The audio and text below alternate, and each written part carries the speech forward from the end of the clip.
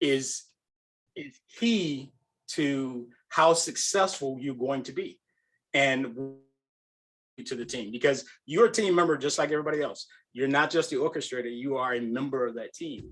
And what you bring to it will influence how that team will respond to every adversity that they come up against and every victory that they have once they complete the project.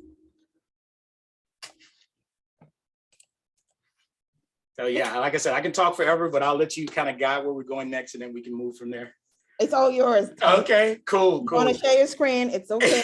Whatever you want. Actually, if you don't mind, I'll just kind of speak a little bit, talk a little bit, and then feel free to ask questions, to just interrupt if you have to. It's really going to be based on just my kind of experiences with Agile and my evolution in moving from that 1996 concept of what software development was to where I am today in my Agile transformation. All right, and that is moving to visualizing how I can now contribute to teams. All right, as Fumi alluded to, I've been in IT for several years. It was a quarter century, right? So that's a lot of time. But in that time, the first 10 years of that was really about software development and being a true developer. For the last few years, the last half of that has been my evolution into a manager, a leader, a team leader. Now, I don't always like to use the word manager because that's really not how I see my role. I see myself as a leader more than anything else. And I'll break that down a little bit, but really just think about the differences between what somebody as a manager versus somebody who's a true leader. So I've been in, several different industries across my IT career. Oil and gas, I've been in the consulting industry, government consulting for that matter. I've been market research, hospitality, and right now I'm in retail. That's where Fumi and I are with DBI. So along that whole arc of my evolution, it was always a think first and then do process, which is classic waterfall. I mean, every concept of it, from the marketing piece to the execution, IT, to just giving directions coming down from the executive leaders. It was always a concept of waterfall, where they expected things to take 18, 24 months from concept to delivery. And along the way, all kinds of stuff can change. And once it's out there in the world, you realize it's not quite what you thought it was, because things have changed in that time. So that began that migration to, we need to do something else. Started it in marketing, where marketing would say, your customers are changing. Everything is changing. You need to change with that.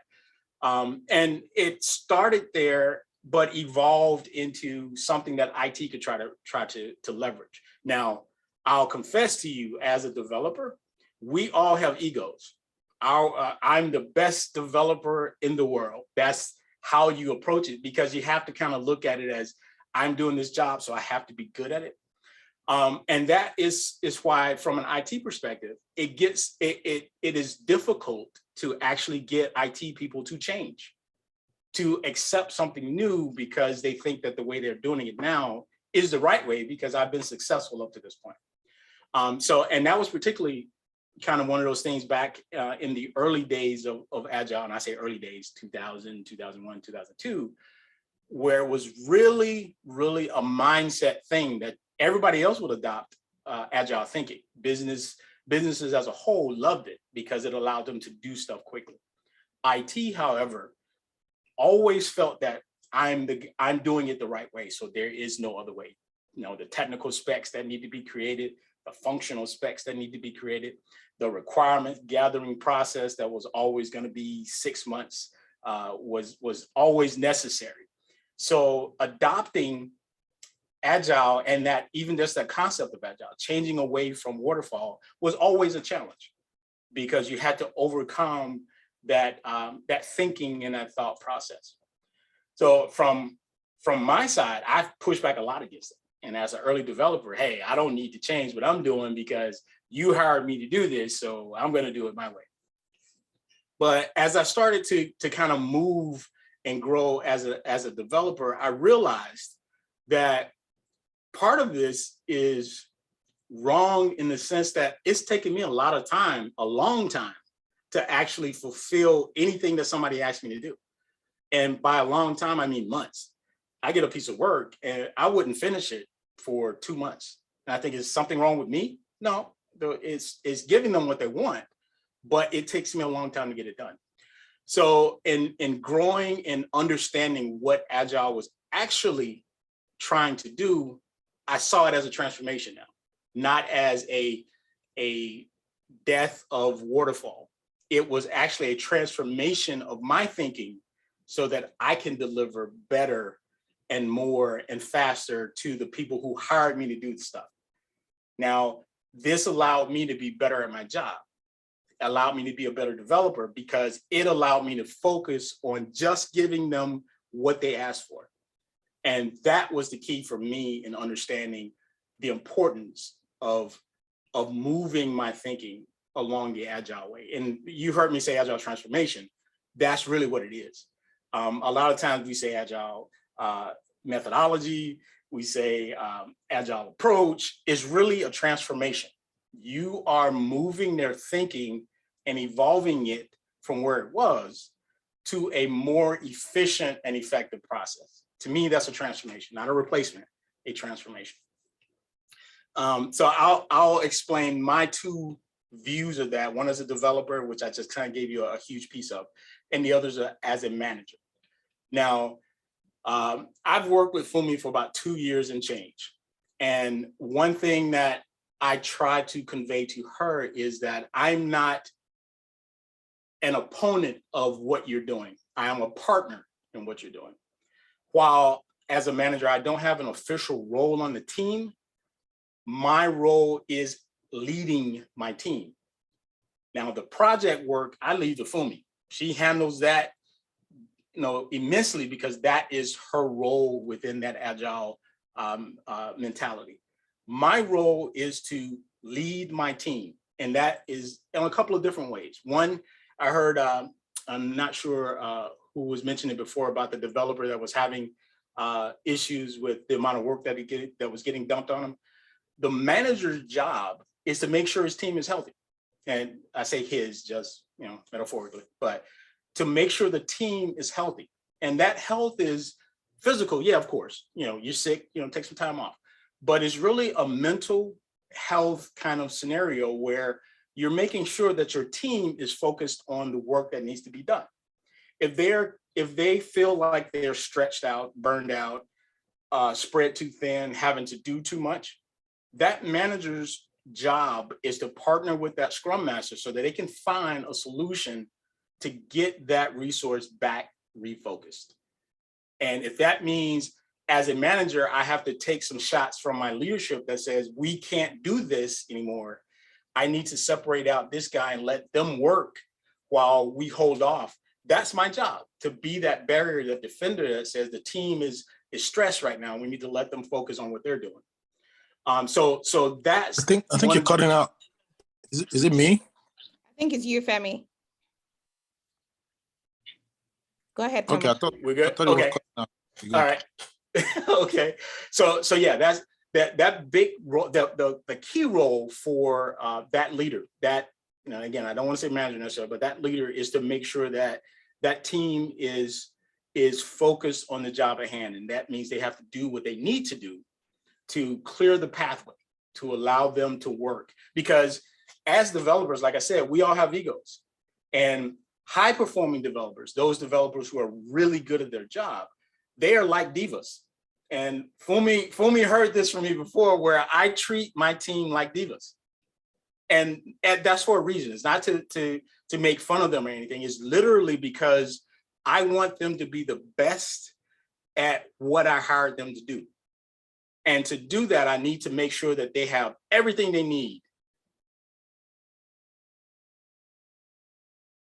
They feel comfortable working in an environment that allows them to be free to express their thoughts and concerns about an approach to a problem, the work that they're doing. If I don't do that as their leader, then they will no longer be those high functioning developers that I hired to do this project with. So you have to, as the Scrum Masters, you have to forge a working relationship with those leaders, because they're the ones who will guide your resources and help your resources to achieve all the things that you know that they're capable of doing.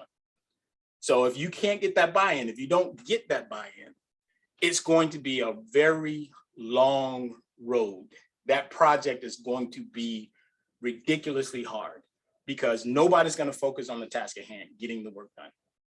So as I said, my role is to make sure I partner with those Scrum Masters to make sure that they're getting what they need, and my team is focused on providing them what they need. All right, so that's kind of how I see those two. I've seen the divide between where I was as a developer and now how I can help guide and push the team as a leader. I have two more points, and then I'll let you guys ask questions or whatever we want to do after that. When I think about Agile, don't get me wrong, I'm not an evangelist by any stretch of the imagination. Is Agile perfect? No, because there's a lot of things that can go wrong in your transformation from your transformative parts of the process where you're moving from nothing to Agile, or you're trying to improve an Agile, a current Agile state. You have to work at it. It requires a lot of commitment. And when I say commitment, I really mean you have to want it to succeed, not just for the company, but for the team that's involved, because you are driving and pushing and pulling. You're doing a lot of the work to get them to that point. The other side of that is you have to be the one to want to flex more in order to absorb not the bad parts, but the things that you know you need to modify to help your team. Agile is just that. It's designed to be flexible.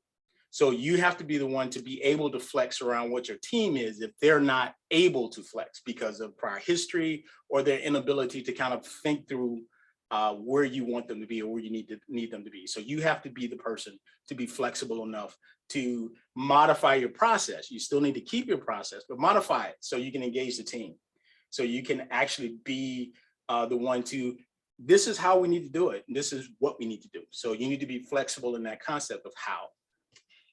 And then finally, I hit on a couple of challenges, but the two big ones that stand out are adoption and adaptation. The adoption part is, like I said, getting buy-in from the managers, leadership, as well as the team. You have to make them believe that this is something that will help them move forward in both their career and as a contributor to the business. And then secondly, adaptation. You have to be able, as I mentioned, to be flexible enough in your agile thinking, your agile processes, to think on how you can make the team high performing, to be more engaging, to structure your ceremonies, to structure your processes so that you are getting the team input and feedback and able to make them participate. And I say make because you're going to have to make them participate. If you ask an IT person to do something and not put some guardrails around it, they'll sit there quietly because, like I said, they know their way is the right way. So you have to be imaginative and figuring out ways to engage the team. So those are some of the pieces. And again, over the last few years, like I said, about the last 10 or so years, I've had a lot of different experiences with different environments and different evolutions and maturity of Agile. And this will be my last point, and then I'll hand it back to Fumi. Of all of that, there's been one or two characteristics of the Scrum Masters that I think contribute to successful transformations. All right. You don't have to quote me on this. This is just what I've seen in the last few years. One is being a good communicator. All right. You have to be able to convey the why you need to do something, the how you need to do it in some cases, the when you need to do it in some cases, the what you need to do in some cases. That's one of the bigger things that a Scrum Master will need, or bigger characteristics a Scrum Master will need to have or possess, because they have to be able to convey why you need to do something, how you need to do it. Another strong skill set, or big kind of contributor to the successful transformation, would be a Scrum Master who's a good conflict negotiator. So Nanny McPhee, one of the big things there is conflicts don't solve your problem. They actually distract you from the real problem. So conflict negotiation and conflict resolution, that's a huge skill set for any leader, but particularly a Scrum Master, because now you have to juggle everybody's baggage on the team and figure out a way to get past that. Because next to just flat out refusal to do work, that's going to be the next piece that's going to dictate how your team is going to perform. Because if you are a conflicted team, if you're always infighting, if you're always pointing fingers, that will destroy the morale of the team. And you might as well start over, because you're done at that point. I have two more, and again, we're done. Fearlessness. This is a big one. I say fearlessness because you have to be willing to jump into the fight feet first. You may not necessarily know what you're getting into with the team, but you have to be confident and brave enough to take on the challenge. All right. A lot of other stuff comes into that, but again, I go back to Nanny McPhee when you talk about getting past your fears. As a Scrum Master, you bring your own baggage to the claim booth, just like everybody else. So you have to know what it is that's going to be an issue down the road and get past that yourself. Don't be afraid of it, dive into it. And then the other part of fearlessness is failure is going to happen from time to time. Know that and get past it. Okay. Don't be afraid to fail. It's going to happen. And then finally, the last piece is being committed to evolution. Now, this is a hard one because once you start learning the facets and nuances of being a Scrum Master, you kind of get fixated in some cases with, I have to do certain things this way. You have to commit yourself to being able to evolve your traditional and baseline thinking of what an agile transformation looks like, and massage that with your experiences. As the team moves forward, you're going to grow with that team. You're going to understand more about the team and about yourself. And you're going to have to incorporate that into what you know already on the baselines of an agile transformation. All right. And that's going to be one of, again, a skill set that you will have to either learn or possess when you get there. All right, cool. I know I bored you guys because, like I said, I could talk forever, but I will let Fumi have it back. And thank you for giving me the opportunity to kind of regale you with my less than stellar rendition of my history. But again, I'm a little passionate, not quite an evangelist, but I'm passionate about growth, and I love to see the evolution of people as they move through my environment, whether I am directly interacting with them or just casual observers. I like to see that growth from one side to the other. Thank you guys for listening. I really appreciate it. Thank you, Thomas. Thank you so much. A few things that I learned from this is don't be afraid to fail.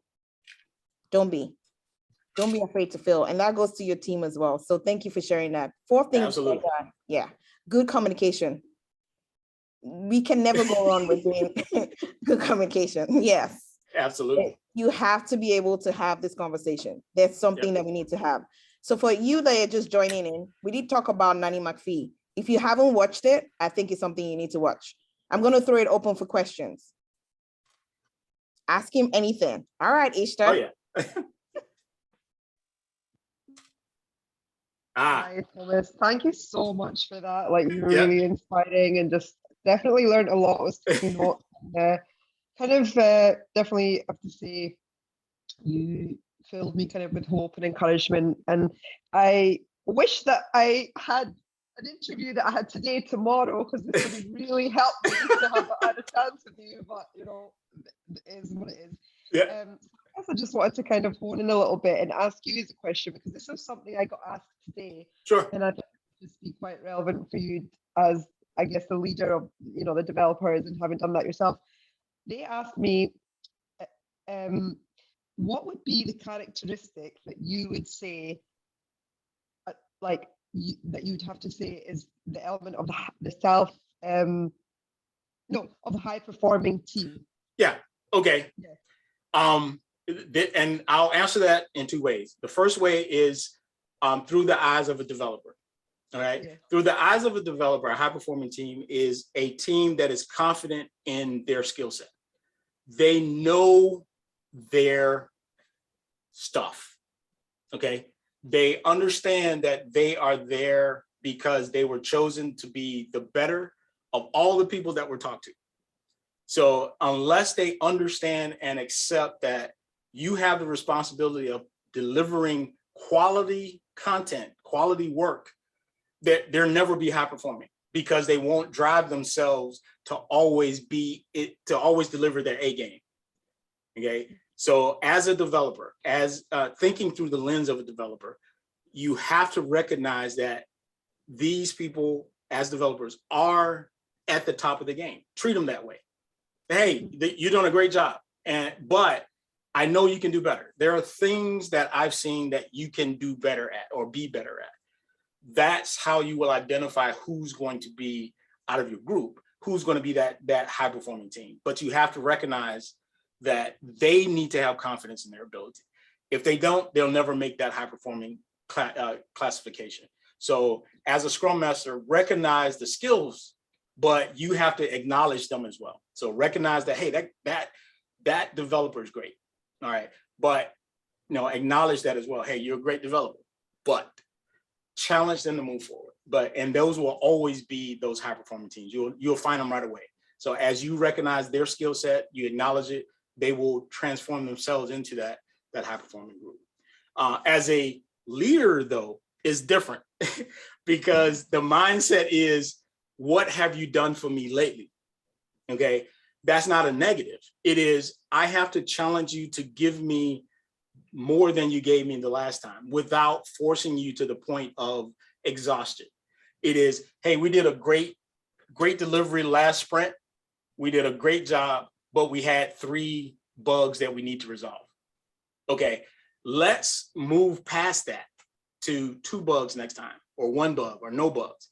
You have to find that as a leader, you can say, hey, great job, but you can't acknowledge that you're the best in the game, because I need you to keep adding more to the pile, you see? So you have to look at it from both of those. If you're a developer or you're looking strictly from the development lens, you can acknowledge them all day, great job.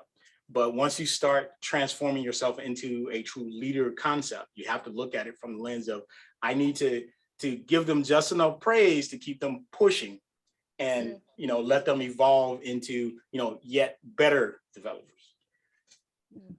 Okay. Yep. I saw a question in here. Did that answer, or did you get enough out of that? Yeah, actually did. And like the thing, it totally made me feel better, because one of the things I said, so when they said what would be the kind of phrase or the word, I said a team that's self-managing. I said a team that's able to do the work. They are very aware of their strengths. Sure. They're able to identify when they have development needs. There you go. Where they might have, I said, I'm not going to call them weaknesses, but areas of improvement. I said, so I would say a high performing team would be a team that's that. They're very able to reflect on where they need to develop, but they're very aware. I said, so when it comes to, assigning tasks, they're able to do that without kind of input from me and less encouragement, and don't even need me. So I was kind of like, I went down that path of kind of. And that's a great way. Yeah, that's a great way of looking at it from a textbook approach. There's nothing, I mean, that is the perfect answer. But again, when it comes to dealing with those developers, they're not gonna and just look at it from this perspective. They're not gonna know or care about being self-managing. That is not a part of what their daily life is. It is, I have work to do. Let me go knock it out. And did I do it great? Did I do a good enough job at it? And they will always push themselves to, I can do better. Now, the flip side of that, and this is the cautionary tale, Fumi knows of a developer who took this to the extreme, that I have to be a part of everything because I am the best and nobody else can do work without me. You know, that's where you have to now, you're past the high performing and now you're into the other side of that, where you're on the downslope. You're on the deteriorating confidence because they're always downing other developers because, you know, you're not as good as me, you can't do it the way I do it. That's detrimental to the team. So there is a balance. There is a balance line where you have to acknowledge, like I said, and push, but not to the extreme. You have to recognize that. And the high performing teams will again see this coming, but you have to be the one to step in and push the brakes a little bit and say, hey, yeah, you're good, but you know, you focus on this thing and we got you on everything else. Yeah. Yeah. Yeah. Oh, that's great. Thank you so much. Yeah, I'm yeah. really, this has been like, it's just the beginning, but it's been really interesting listening to you. Cool. So Awesome. for sharing that. Like I said, I can talk forever, but I'm glad to add at least some context that you can pull out of there. I did see a question on here about dealing with unsupportive leadership. And I will tell you, this is one of my weaknesses, in the sense that I have a military background. So when I think about leadership, it is always a hierarchical thing for me, that I do my work because my leaders have given me a set of instructions or a set of guidance that I'm supposed to work towards. Now, when I have a leader that's less than enthusiastic about the way I'm doing things, or we introduce a concept and that leader is not on board with that process, that's where it gets to be, how do you coach your leader? How do you coach your boss? How do you train your boss? And that's a delicate situation and it's a complicated one. You have to, one, go back to those concepts I was talking about in the skill set, be a good communicator. Make sure that you are conveying exactly what it is you're trying to accomplish, the thing you're trying to move towards, and the relevance of it. What does it mean to the business? What does it mean to the team? What does it mean to the department? And then be fearless about your, be committed to that process. Say, hey, we really need to do this. It's going to increase X. And then finally, you may want to think about what's the compromise. That's that resolution piece. You have to be able to give up a little bit of it to get where you need to get to make it comfortable. So you may not be able to get 100%, but if you can get 70% or a portion of that, how much is enough to move forward? And then you can come back and revisit the piece you left behind, or the concept that you had to leave out, or the money that you didn't get. What is it going to take to move forward? And it may not be the whole pie. You may have to sacrifice or compromise some pieces of it. But that is something you'll have to develop into. You're going to have to grow into that. And like, I'm still struggling with it because I was a developer. I have that. I'm trying because you asked me to do this, and if you don't want me to do it, you shouldn't have got me here to do it.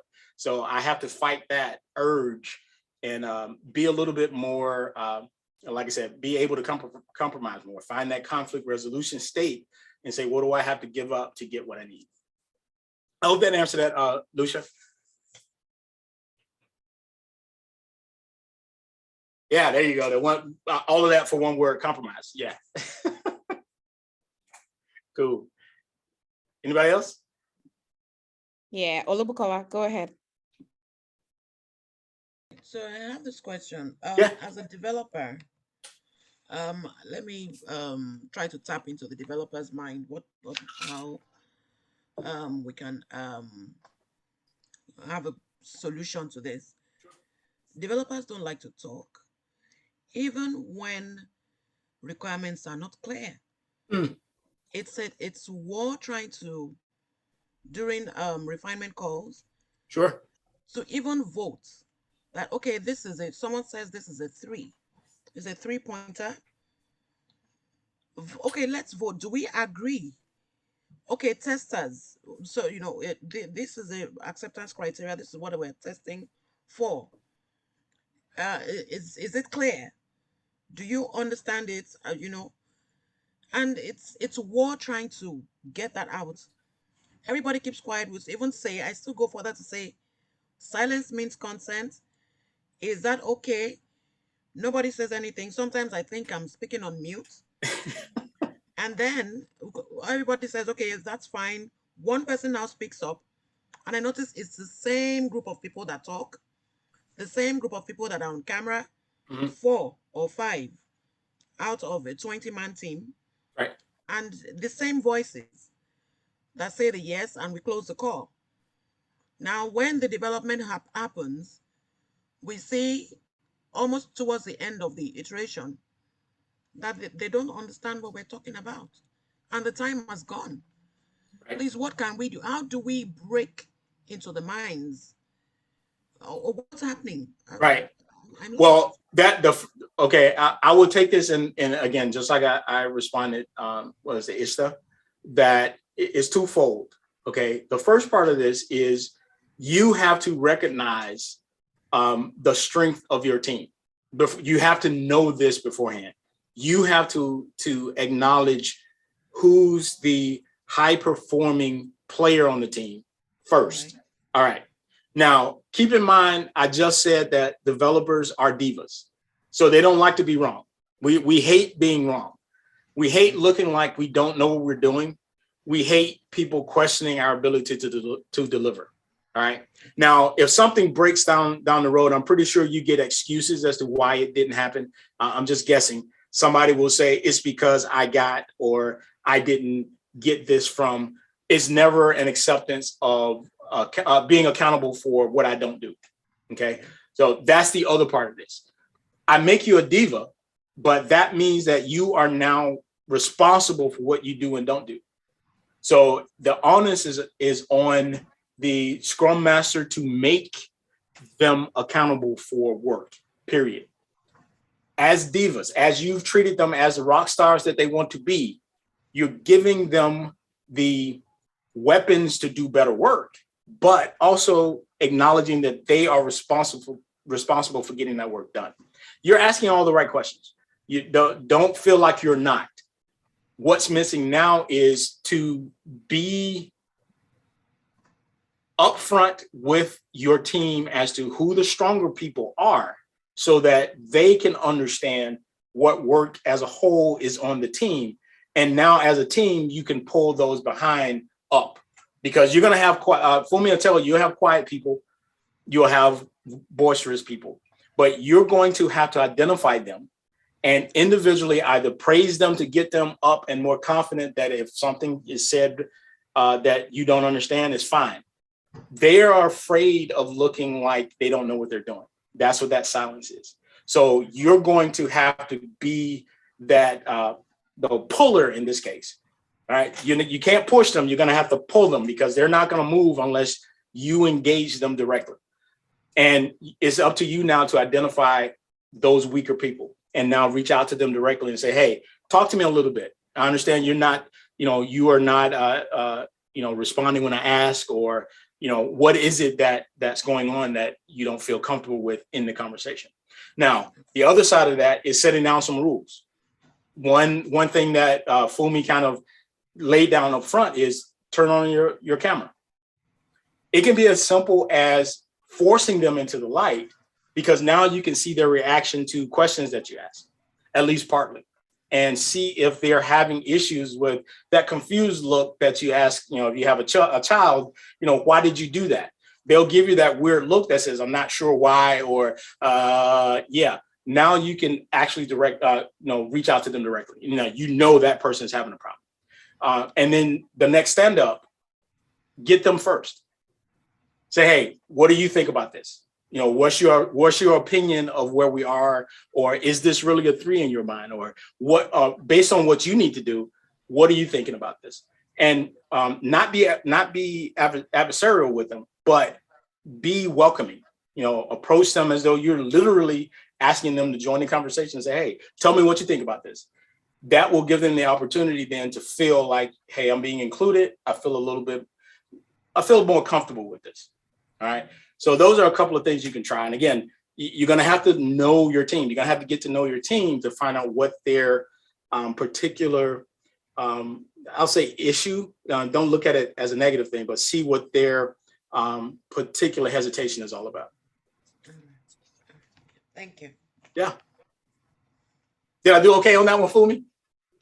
Well, we have a couple of examples that we can use, but I'm not going to use that. Exactly. I was trying not to try to call names, but yeah, we've had the gamut, which is a weird thing that, like I said, I've done this for a while, and the number of issues that we encountered was, I mean, it was one of those that you have to kind of look at and go, am I really doing this? Is this really happening? You know, but it was unique in the sense that it gave us the opportunity to kind of delve off into different resolution techniques, because we've had infighting, we've had outfighting, we've had quiet, disengaged, we've had overly engaged, we've had burnout, we've had underworked, we've had overworked. So it was definitely something to learn on this transformation for sure. Yeah, sure. It's not new. It's still. I know, right? We got two more. Ufama, go ahead. I don't have a question though. It Sure. was when Olubokala was talking, I started laughing when she was talking about the QA, saying that sometimes when they ask questions, the QA doesn't answer. Honestly, the QA doesn't want to sound dumb when she's talking to web exactly. developers. Why will I say anything? It is what it is anyway. At the end of the day, I still have to deliver. I still have to, even if I have to kill myself to finish my testing, I have to do it. So why am I saying if it's a 3, okay, I'm good. If it's a 10, fine, whatever. I just go along with them. And that's just the truth. Yeah, but remember, the team is supposed to be collaborative. So the whole point is to engage everybody's input in the team. And again, it could be just as simple as nodding, saying yes. But the idea is to get everybody's buy-in into what's happening. Because just like we just alluded to, you can have people quiet for a whole bunch of reasons.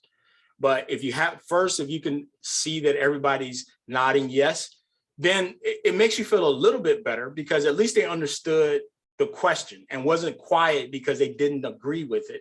They nodded because, yeah, okay, you seemingly agree with it. That helps you kind of gauge the not the value of the responses, but the sincerity of the responses.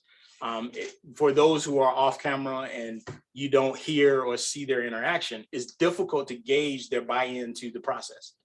So having the camera on is a simple thing. Is, hey, everybody needs to have the camera on. And it's not a commandment. Hey, everybody needs to have the camera on. It is a agreement on our team charter, our team contract, that every stand-up, we have our camera on.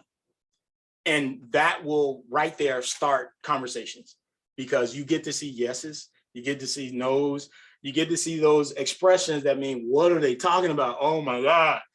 Then you can ask questions. Now you say, I see you're nodding yes, and there was a 90% no answer, no response. What do you see as different? And now you're getting that engagement and interaction. So it's going to be on you to do a lot of work with those teams. But again, you didn't sign up for this job because you wanted something easy. There you go. Cool. Thank you, Thomas. To add to what Thomas said, I would say something. You need to know your team. Find an environment where you can, what they like. Like I will tell you, you see how icebreakers work 100%. I have a team that they decide what we want to do for icebreakers at Retro. I just ask them, so what do you guys want to see next Retro? And they'll tell you what it is. Yeah. Guess what? The new one is they want to see the kind of liquor everyone drinks. So all they have to do is send me the pictures, and we're going to guess who drinks this, who drinks bourbon, who drinks this, and we're all going to laugh about it. But it took us a minute to get to where we are. Right. Those icebreakers work wonders. The very first one you could start with is just those 3 questions. 2 truths and a lie. And you started to say, hey, we're going to just do freestyle today, guys. Let's just get to know each other well. Exactly. 2 truths and a lie. It could be a make-believe. What is it about you? So I come up with my own and I say my first 3 things. They have to guess which 2 is true and which one is a lie. Right. That way you pass it to the next person. People find out what they have in common, things that they like in common. They start to build that relationship. It's going to take a minute to get there, but you have to find how to break that ice. Icebreakers. Yeah. Get to know your team. Exactly. That's the adaptation piece right there. You have to find a way to adapt. You know you need to do things. There are things that have to happen as a part of the ceremonies and processes of Agile. So you have to be flexible enough to find ways to keep the team engaged, because the engagement of the team will directly affect the adoption of those processes by the team. If your team is not engaging, they're not going to care about ceremonies and processes, because they see it as a triviality or some extra thing they have to do. But if they're engaged, already committed to the transformation, now the adoption is going to happen, because they're already on the path, and they don't have a choice at that point, because the ball is rolling. You know, it's not, your work is easier at that point because you don't have to focus on that aspect. Yemi, is that Yemi? Mm-hmm. I had one question about, or statement about developers wanting to be told what to do. And I will answer that, yes, we do, but that means that I am not a high performer. And I'm not a high performer because I'm not looking for the next thing to do. That's the where you need to reach out to that team leader or that resource leader and literally bring them into the mix at that point, because that's where you need to find and identify those high performing resources. And anybody who is waiting for you to tell them what to do, again, this is Ishtar's kind of buzzword of, you know, being self-managing. Yeah, that's what that's about. That's not a self-managing person. That's the definition of that.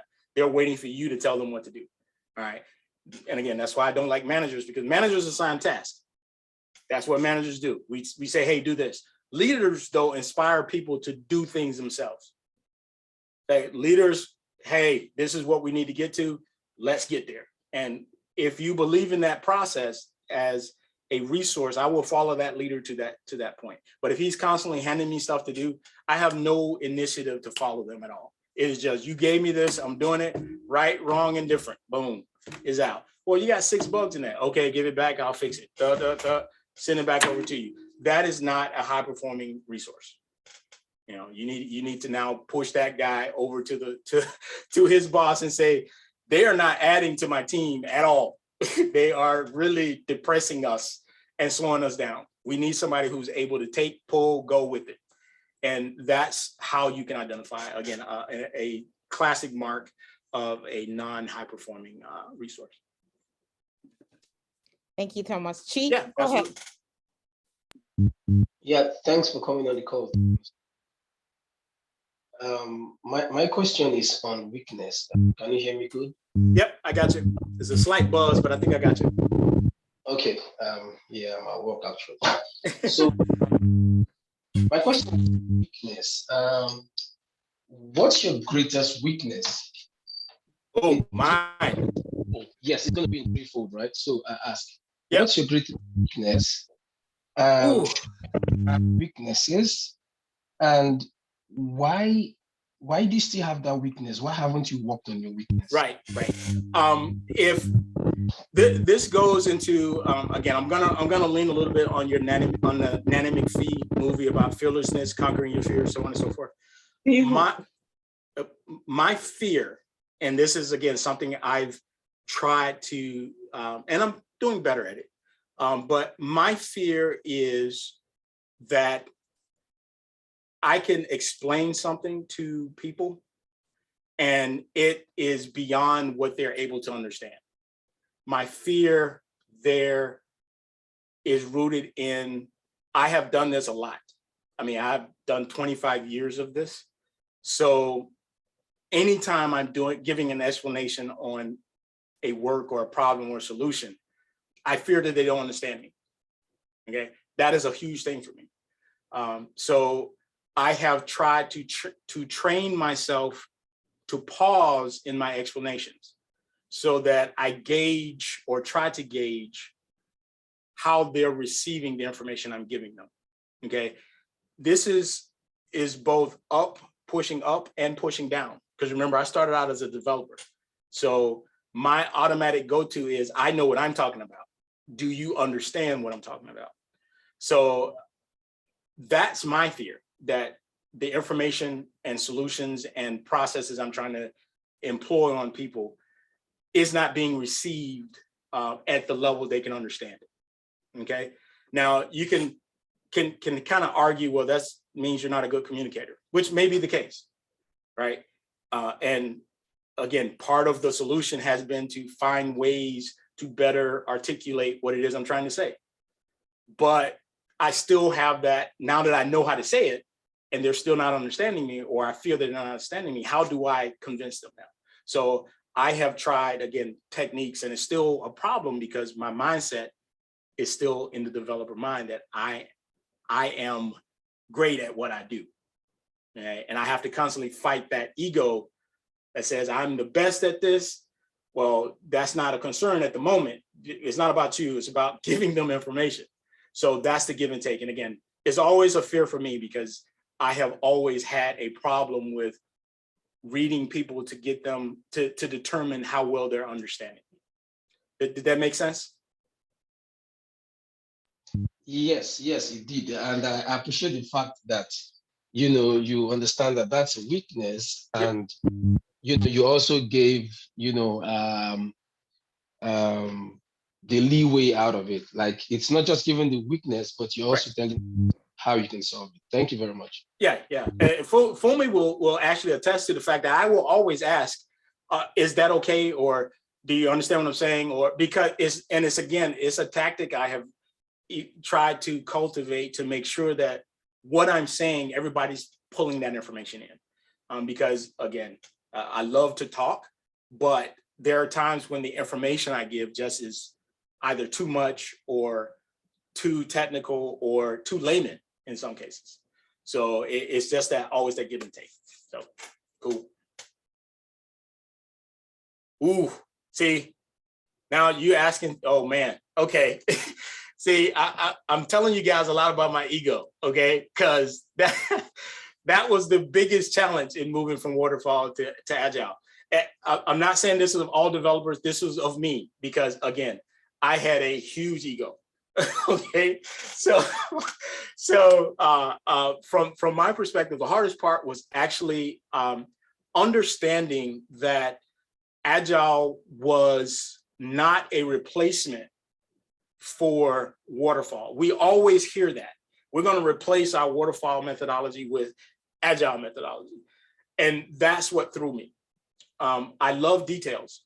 When you say I'm moving to agile, what I see is fast, quick, what I saw was fast, quick, and we're going to skip over a lot of stuff that we actually need, like technical specifications, like design docs, like all the documentation that goes along with the things that we're about to deliver.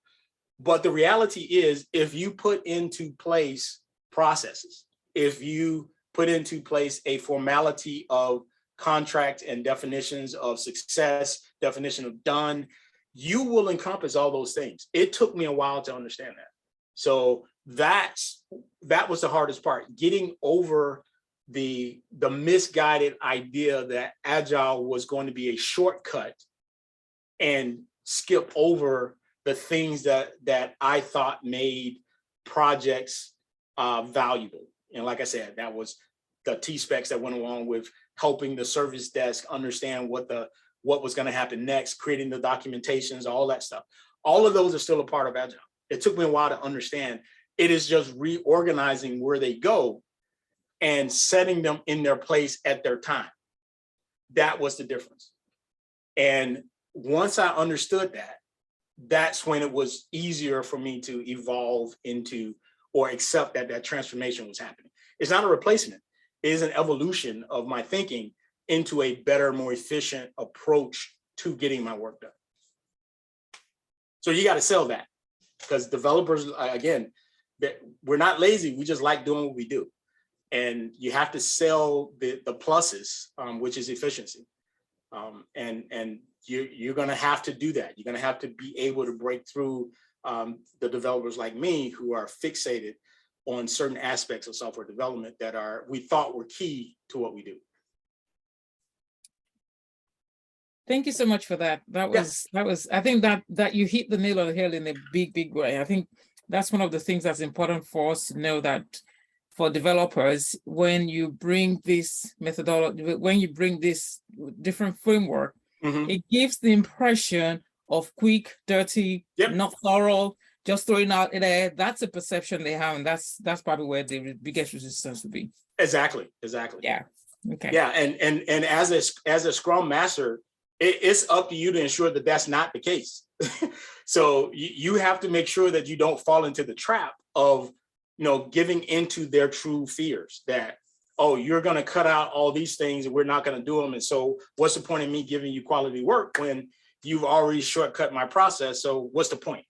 It's up to you to make sure that doesn't happen, that you do the QA when it's done, when it needs to be done, that it is estimated correctly, that you engage the team so that they give you fair estimations of the work that's needed. That is really the whole ball of wax as a Scrum Master. You are trying to facilitate success of a process that in its beginning, by its nature, took 18 months to do. And now you've broken these up into tiny slices. Your job is to organize that so that those slices are complete pieces of work. And that is from start to finish, not just I'm delivering a feature, but you're delivering all the acceptance criteria, which used to be technical specs back in the day. You're delivering on the on giving them the testing, the test criteria that, again, used to be a part of the functional specs back in the day. You're getting the requirements, which used to be a part of, again, part of the technical specs back in the day. So you have to make sure that all those things are actually happening within your small slice of time. So that sprint that you're running, all those things still need to happen. If you count the whole project as a whole, put milestones in there. Like, okay, we need to make sure that this thing is included in a sprint down the way. Maybe 3 sprints from now, we need to make sure that we've trued up on any documentation that we need to have, or need to go out to the service desk or solution desk or to stakeholders. So you have to find out where those slices make sense, and then where you need to make sure that the things that developers like me used to fear on the shortcut is actually being accounted for.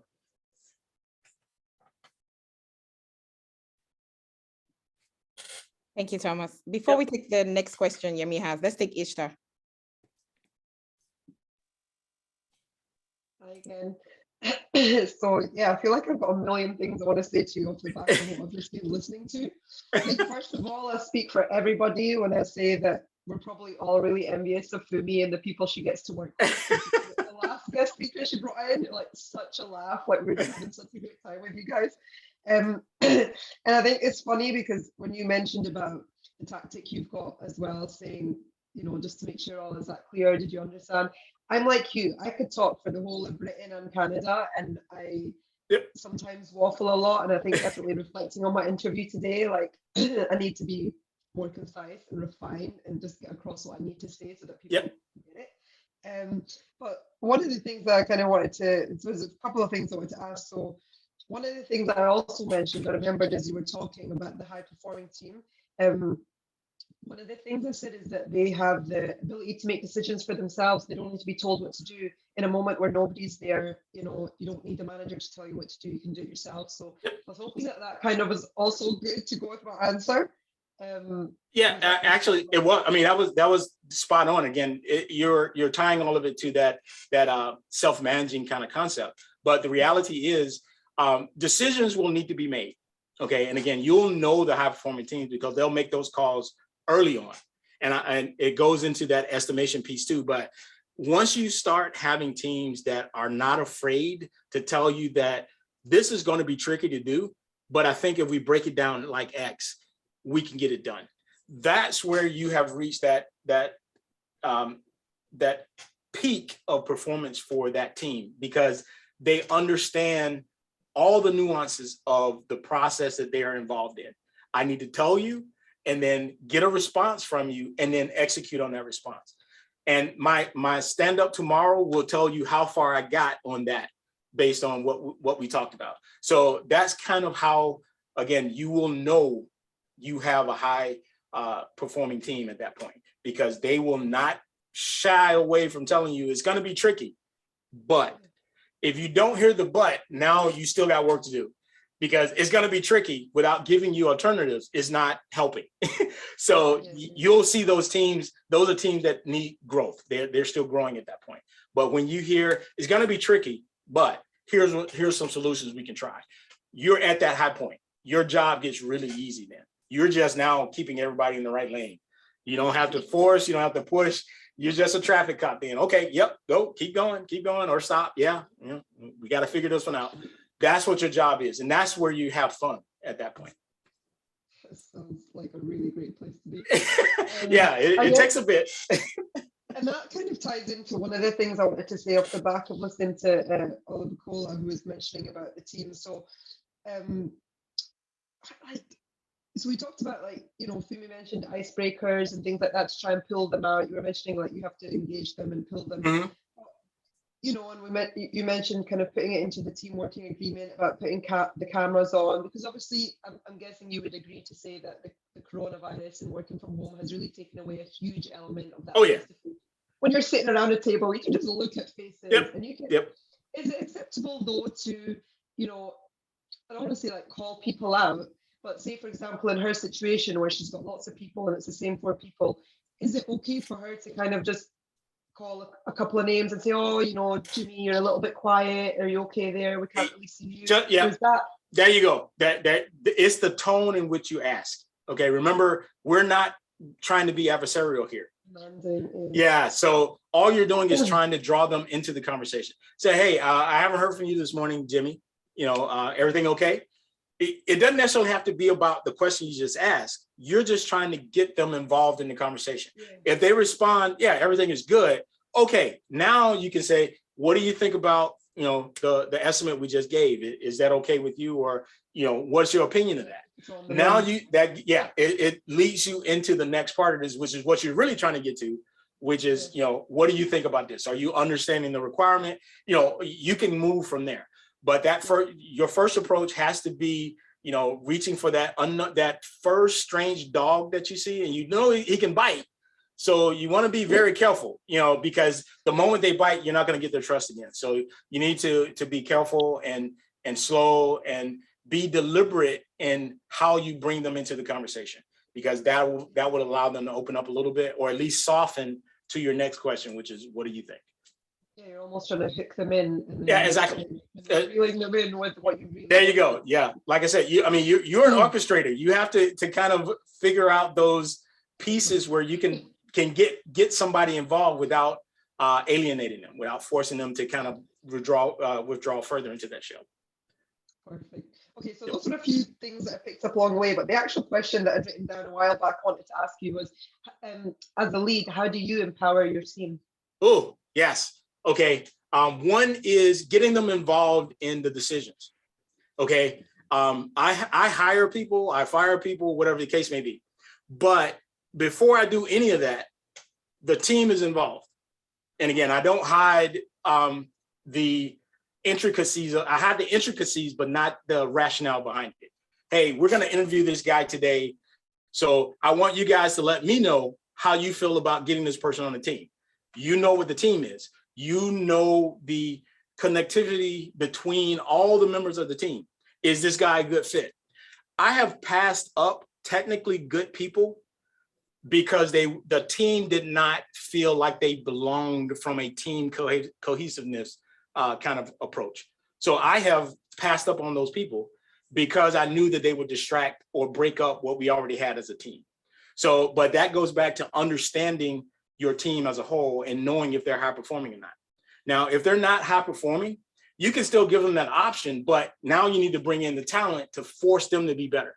So you just have to know your team. And again, Fumi, she's the queen of that. You have to know and understand your team. So you know which buttons to push, which knobs to turn. You have to understand that. And you have to develop that as you start interacting with your team. So you need to be engaging with the team so you can fill them out, know what their good parts are and their bad parts. Perfect. Thank you so much. Yeah. I love this question on estimation of hours. Okay. Now, if I tell you this and your team comes back and says, that is a dumb way for you to give me hours estimations. I would say just like I tell my guys today, tell me why you think this is an X. And it's always a question. There are games you can play. I've played estimation poker. I've played estimation match. I've played all kinds of different games to get to this, but it all boils down to explaining why you think this is an X hour or X point project or card. And the first thing I will always say is know what your point scale is. All right. Points are meant to be, by definition, an explanation of complexity, not how many hours I'm going to spend on this card. Okay. That's what the task is for. All right. So if my card is, we all agree for some reason that it's going to be a 1. What does that 1 mean? And tell me why you think it's a 1. Because you have to challenge them to think through the process. One thing that I hate when I do my reviews, and again, I'm not active in the scrums per se. I sit back and I look at the cards. As a leader, I'm trying to figure out how overwhelmed my team is. So when I look at the cards and look at the overall allocation for work that's being done in a sprint, I have to look at cards that are 5 points and higher and say, wait, why did you say this was a 5? I thought we agreed that 1s, 2s, and 3s was the limit. So convince me that this is a 5 because you haven't thought through it enough. All right, when it's a 3, convince me that it's a 3 because can we break it down to a 2? Okay, if we can't, good. I'm satisfied that you have talked to yourself through the process enough to where a 3 is legitimate. So that's my estimation process. You can play all kinds of games that you want for it, but there'll always be a swag. When it comes down to it, they have to convince themselves that that is what it takes to get it done because they thought through the work that's necessary to get it done. Hope that answered it, because this is always a tough one. Great. Awesome. All right, I do see someone else. It says iPhone. Please, who's the iPhone so I can change it to your name? Hi, it's me, Yinka. Sorry. If you don't mind, can you change it to your name and then you can go ahead and ask your question? I'm sorry, I'm using my phone and I Don't worry, I'll change it. Ask your question. Okay. I'll change it for you. Thank you. So I joined late, but I kept hearing the presenter saying he's a developer. And I just had a question. Yeah, sure. Okay. And I just had a question because I have teams that, we're constantly working on like defects and bug fixes. And I just wanted to ask from your point of view as a developer, why that is an issue. We hardly like work on like new features or enhancements. It's always bugs after bugs, defects, triages, and all of that. And we had a meeting today because the team, one of my teams, we have like 32 people on the team. And I mean, right there, I told the VP, I'm like, first of all, I'm not going to be productive as a Scrum Master trying to, support 32 people on one team. That's like how many people team right there. So, and then I'm like, okay, in breaking the teams as well, can we do a focus of, as opposed to every developer just doing everything, we don't have, it's not streamlined, right? We have a product, but the product is huge and it has many parts, but we have stories defects and bugs coming in and everyone is just doing everything. How can we streamline it? If we're going to break the team, can we have like focus areas so that we know that this team knows the ins and the outs, and then we have like separate teams to work on like maybe the defects or whatever. So I just wanted to know from your point of view, like how can you advise me as a Scrum Master? Because I just need answers. There's a lot to unpack there first. All right. I won't have a solid answer for you, and there's a lot of reasons why. Two things though I'll start with. You've heard me say I'm a developer at heart. I started out my career as a developer. I love it. I still do it today. But I have kind of molded the things I do now around being an effective leader. Not, I will answer your question in a second, but I want you to understand that there is a difference to those in those roles that I will use to explain or give you some solutions to try. All right. Based on the fact that you have so many people in a quote unquote team, that's problem number one. All right. The reason that is a problem is because you have not adequately identified, or your team, group, leadership, department, however you want to break it down, hasn't adequately identified the needs of the application or applications involved. Okay, so that's the first part. You need to Agile, while it is very flexible, like I said, it's not an answer to every ailment. All right, in your case, you actually need to break this down into functions, or functional teams, or categorical teams, or some pod of work group. 32 is not workable. It's just not, it's not doable. I've never seen that in any world. So your first push should be, we need to rethink what our teams look like and the purpose and function of those teams. So that's step one. But assuming you are trapped into this bug rotation, two things to start looking at. Are your requirements detailed enough? Is your acceptance criteria defined? Because a bug implies that you failed to meet your acceptance criteria. That's the basis of it. So were the requirements detailed enough to accomplish your acceptance criteria?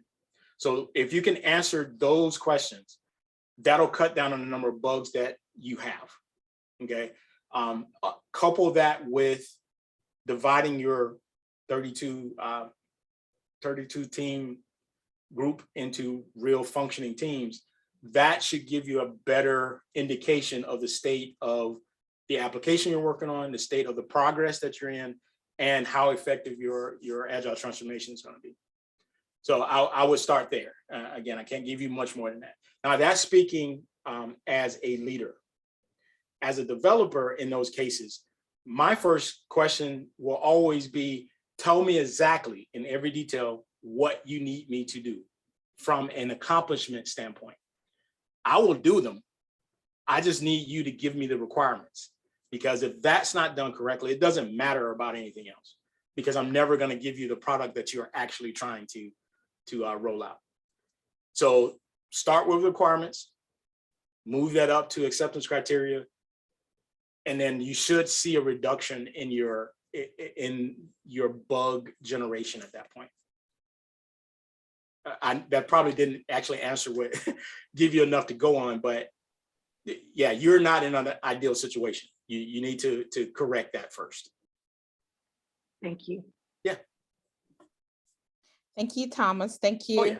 I have a couple of questions, but I'm going to ask the first one. Can you walk us through when a developer picks up a user story?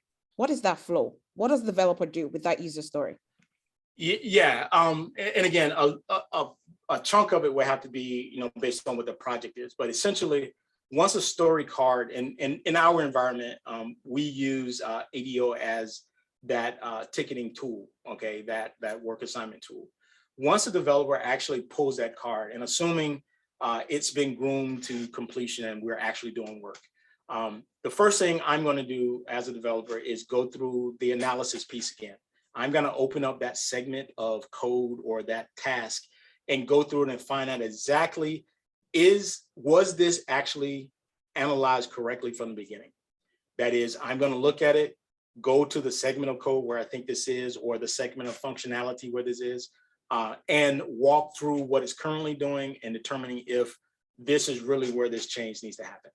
You're going to always have the analysis piece, because remember, the whole point is to actually do the code and analysis after you've done the estimation piece, because you haven't looked at the code. You're making some generalizations about what you know about the code to give an estimate of how much work I need to do, and then, or how hard I need to work to get what you need done. But then once I pull that card, now I'm doing a physical analysis. I'm actually ticking through. If you can turn over a card every other day, so every 2 days, that gives you a good velocity to work with, because now I can analyze in a day, I mean, it may not take me a whole day, but I can use that day to do the analysis and the day to do the resolution. So now I have that card and it's moved on to QA and they can do their thing. And then they can tell me if, yeah, that worked or it didn't. But that's kind of the process. Now you can, that's why I say we need to look at 2-point and 3-point cards, because that's kind of the timetable you want to use for that. A 1-point card would just be, you know, a day, obviously, of not even a whole day, but anyway, that's a slightly different thing. But that's the first part of that. And once I've done that work and gone through my unit testing, which is, again, inherent in the process of software development, it is not something that I should have to schedule, because as I do the code, I'm checking the code in. And in a real world, if I have my continuous integration and deployment process set up, my CI/CD, it's going to tell me if I've caused any more drama and push that code and check it in. We're done. Now we're ready to do a build for QA to test. And then that can move from there, QA back to me or QA onto the done pile, and we're ready for deployment. So that's kind of the workflow of a typical card. And you can have some atypical stuff happen. Hey, I don't know what this actually is. So in which case, now I'm committed to that card until completion, which may not be 2 days, it may actually be 3, because I'm going to be focused on getting a resolution for that. So I may have to dig a little bit deeper, but once I found that piece, here's where the estimation needs to be. Hey, Fumi, after looking at this is actually not a 3-pointer, it's a 5-pointer. Okay, now Fumi and I, as my Scrum Master, we're talking through what solutions will exist for this card, because I can break this card into 2 other cards. All right, I'm not going to be able to work on both of them for this sprint. I don't think I can get them both done. I will try. So I'm going to commit to one of these cards and say, Fumi, I will definitely work on this one, and that'll be the one. If I have time left, I will grab the other one. If not, we can move it in the next sprint as a priority. That's kind of the flow in the process for that. But you have to be flexible enough to understand that the developers are, you know, while we're great at what we're doing, we are trying to actually get the work done. So we may tell you, hey, I can't, but so long as I'm giving you that but part of it, we're good. Did that answer? Yes, please say yes. Okay. You tried. You tried. Thank you for that. I'm gonna take Chi. Go ahead. Hey, I must take it. So I'm just imagining myself as a Scrum Master. Yep. Interviewing with you. Man, I'm in trouble, right? Again,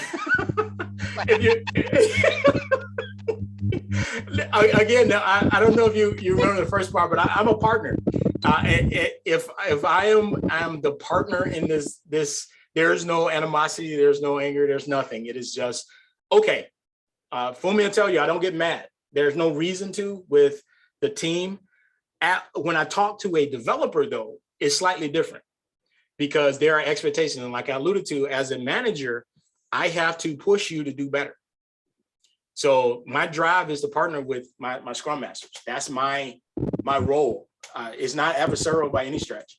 As a matter of fact, hey, you tell me what you think should happen, and I'll make it happen. I'm just as much acquiescent to what you need as anybody else. So as that leader, hey, yeah, okay.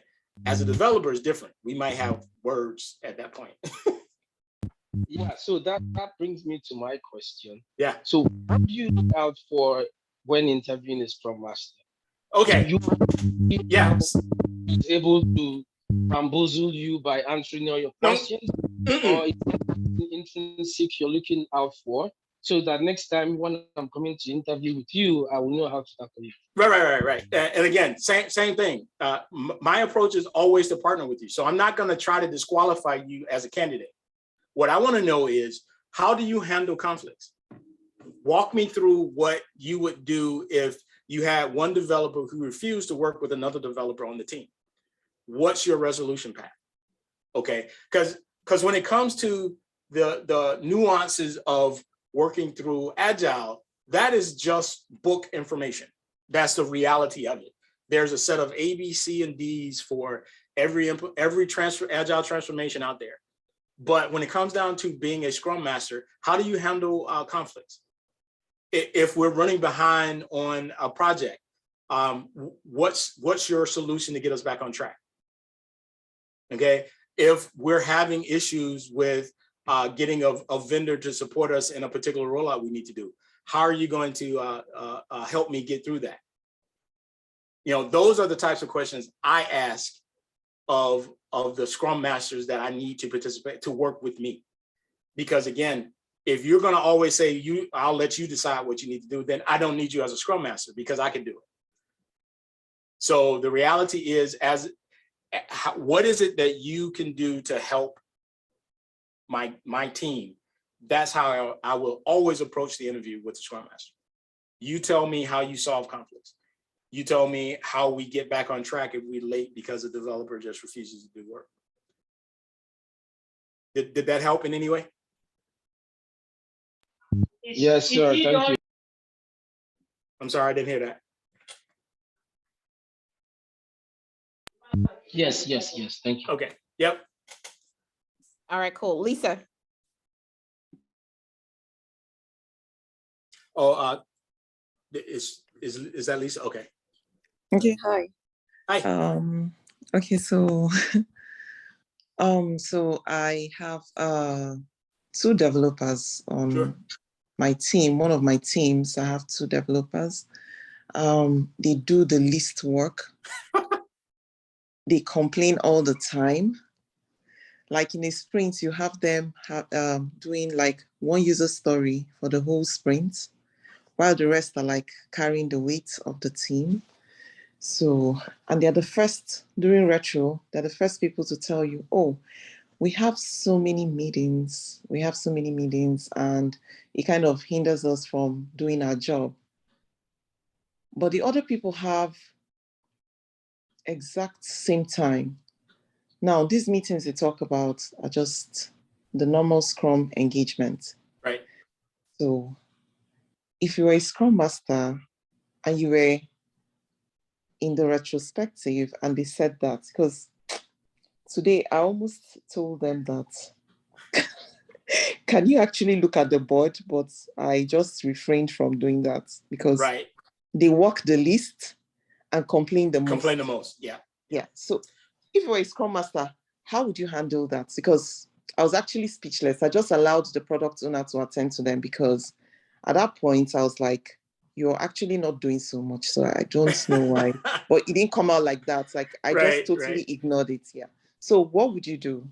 Ideally, it would be immediately after that retro, it would be a direct conversation with each of those developers in turn, separately.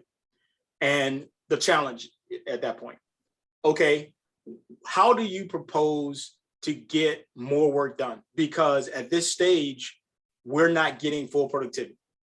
So this is the frank part of the Scrum Master's job.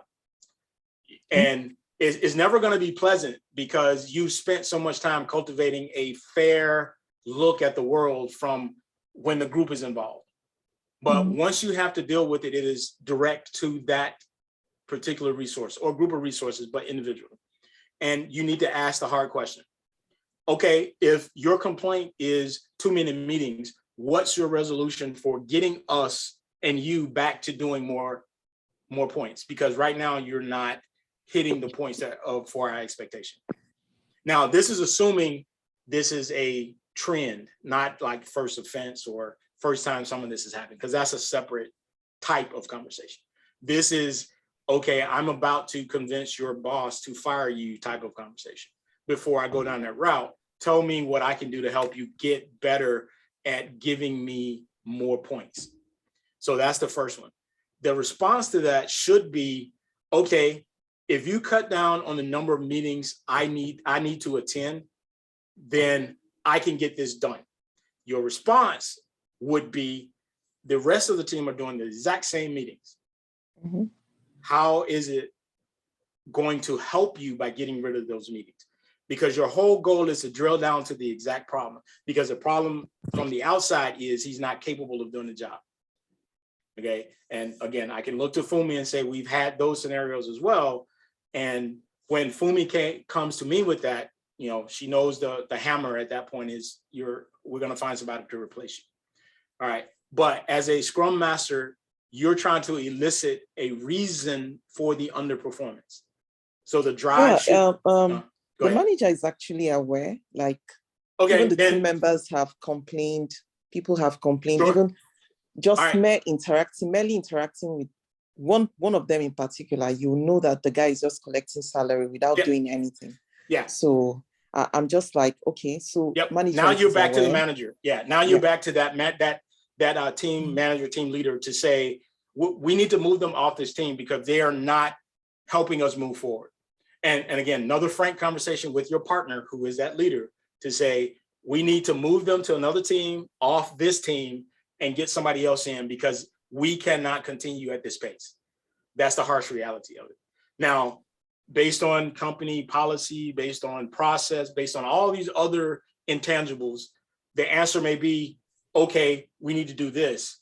But that call now lies with that resource manager because that's their responsibility. In this whole process, their job is to make sure that that team is still flowing with the resources to get the job done. So, and again, there's a lot of other complexities in this, I know, and I don't want you to go slam that boss and say you need to fire this person, but you need to be adamant about your position that they are not helping the team move forward. And we need to substitute them or bring somebody else onto the team, and I can offload work onto this new person because that member is no longer effective. Okay. Yeah, I'm not sure if that actually helped you, but from my mindset, that's the approach that you're going to have to take to a certain extent to move your team forward. Okay. I think I'll just schedule a one-on-one with them because I actually didn't want to say anything when they said that today. I didn't want to. Yeah. Thank you. Yeah, it's not a crowd thing. Yeah, that conversation is not a crowd conversation. Yeah, I would have scheduled immediately after that retro to actually have that conversation because it needs to be nipped in the bud early and brought out that I'm not happy with the way things are going. We need to come to some kind of decision as to what to do next. And again, you're not being adversarial necessarily, but you want to make sure they understand that this is not going to help us move forward. Okay. Yeah. Thank you. Yeah. Thank you. Amadu, go ahead. Hello, Thomas. How you doing? How's it going? All right. Great. And thank you for everything. It's an honor. I'm really enjoying this. That's why I've been awesome. quiet. So I have two questions. So my first question would be kind of piggyback about what we were discussing about. I think it was Flo. It was I didn't remember her name. It's like having to work with 32 developers in the team. So I was a little confused because that should not even be allowed. It seems like they throw her under the bus. Yeah. Like if you confronted to that as a Scrum Master, should you refuse that from the beginning or just go with the flow or just that's not just following Scrum? Yeah, and again, you're the advocate here for Scrum. Yeah, you're the voice. So, is that a part of the paradigm? Is that a part of the methodology? Is that a part of any of the tenets of Scrum, period, and Agile specifically? The response should be, well, no, we need to actually restructure this because we're going to fail immediately. Gotcha. And there's no other response than that if you are confronted with that situation. Now, again, this is not me saying turn down work and all this other stuff, but fundamentally speaking, as a Scrum Master, that's part of why you take the job as a Scrum Master. Got it. And my second and final question would be, what would you advise to someone who's just been hired brand new as a Scrum Master, who never been in the industry but just starting? What would you advise that person? Don't be afraid. Again, failure happens, and there may be expectations, though, you're going to change the world, but the reality is starting fresh, starting new is always going to be work because you bring your baggage to the conversation. So that means you have to learn the team has to learn you. So don't be afraid, be patient, but be committed. Be committed to the process because you believe in the process. All right. You truly have to believe in it. You have to want it to be successful. All right. And you have to work through what that means. That's taking the lumps as they come, because you're going to have quite a few, especially as a first time advocate of the process. you're going to take a lot of lumps because there are people who don't believe in it, people who don't want it to happen. So you're going to have to negotiate all of that stuff. So be prepared for it. But like I said, don't be afraid of it. Everything new is going to be challenging. So yeah, so just confront it, within yourself first. That's part of that fear thing. Deal with it, but then trust in your processes to get you through it. So, hey, here's what we need to do and work towards that. Now, at some point, you're going to see the break or the progress in that transformation, but you just need to stick with it through that point. Got it. I'm definitely going to reach back out to you for motivation. Absolutely. Yeah. Fumi has my info, so you guys are welcome to send me emails or whatever. I'll respond if I can. All right. Appreciate that, buddy. Yeah, no problem. Thank you. I was going to ask you if it was okay for them to add you on LinkedIn. Sure can. Yeah. All right, Jane, last question. Good evening, everyone. Thank you so much. Even though I missed the first, I think I missed your presentation, but still kind of catching up. So my question, I have so many questions, but I'll just keep to one. And it's about scope creep. Like, how do you deal with a high performing team that commits to little work stories to be done in the sprint, but then end up doing like twice, the committed work. Like they're high performing, they do most times they get the work done, but towards the end of the sprint, they're not able to finish maybe like one or two stories. Right. On stories now, so how do you deal with that? Like, even though they get more work than committed in that sprint. Right. Yeah, this one is more of a technical issue that I can see. One is your planning. Is your planning really meeting your velocity requirements? And again, Fumi and I kind of faced this recently in the sense that we didn't actually measure velocity when we first started our transformation. We kind of went on gut feel for what we knew the teams could accomplish. And again, we had sprints where they were, underutilized, and then a few sprints where they were overutilized. So we did have what you term as scope creep. I see scope creep as something else. This is just pulling in more cars. So from that perspective, we decided to move forward with velocity measurements to actually determine how many cars an individual resource can actually work. And that will inform your planning session so that you don't have scenarios where you have to push cars to the next sprint because they haven't finished a card. Now, that also leads into the question of estimations. How are you estimating the points on the cards? And is that a true valuation of the amount of work that needs to be done? Again, I go back to now metrics. Whatever system you're doing to do your allocations with, you need to be able to pull out metrics so you can look at how many points a particular or individual resource is actually running in a sprint, and use that as a gauge for measuring what their capabilities are in future sprints. So as an example, me as a developer, I have consistently in the past done 7 points of work. There's no need for me to even ask for 9 points of work if I can't get past 7. So my velocity will be 7, no matter what, until I can show that I've completed my 7 and I have more room in this sprint to get stuff done. All right. The other side of that is test your estimations. Look at your metrics to see if your estimated points actually make sense. Is your team lowballing you? Just so they can or in this case, highballing you so they can get stuff done. So instead of a 2, I'm saying is always going to be a 3, because now I know I can get that done and it looks like I'm doing a lot of work. So you have to find points within your process to go back and reevaluate your metrics to determine your velocity and whether or not your estimations are actually making sense. Did that help? Yes, that did. Thank you so much. Yep. Thank you so much, Thomas. So I do have my partner in the house, Femi. Okay. Yep. Hi, Thomas. Hey, how's it going? Really, really, really appreciate you coming to speak to us. This is a very wonderful session, and we're your brain. Hopefully, you get everything replenished. Oh yeah, for sure. A lot of terms, man. So many insights, and I'm really glad that you've come to talk to us from a perspective of a leader and not a manager. I love your remarks. Because we say people are not resources. And we're trying to move away from that. These are not resources. These are people. These are talent, and you're a manager. So I really thank you so much for giving us 2 hours of your time. Yeah, my pleasure. Family, and continue to strive, and hopefully you can return to drop more gems for us. Oh, for sure. Yep, I look forward to it. It's been a pleasure, and you guys, it was great meeting everybody. I hope to see you guys again.